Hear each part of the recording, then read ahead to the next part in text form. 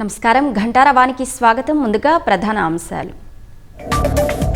Visakha railway జోన్కు కేంద్రం gazette జారీ. June 1 నుంచి ఏర్పాటుకు నోటిఫికేషన్.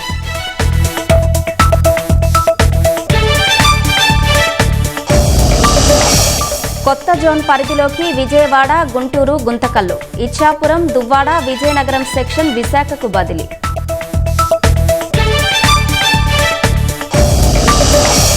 ఎన్టీఆర్ జిల్లా కంచికచెర్లలో కూలీల ఆటో బోల్తా, 6గురికి తీవ్ర గాయాలు, ఆసుపత్రికి తరలింపు.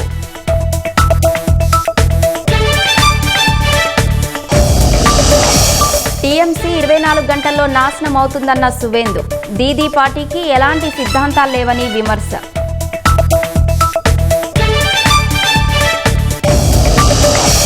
ఓటమిపై స్పందించిన డీఎంకే అధినేత స్టాలిన్. ప్రజా తీర్పును అంగీకరిస్తున్నట్లు వెల్లడి.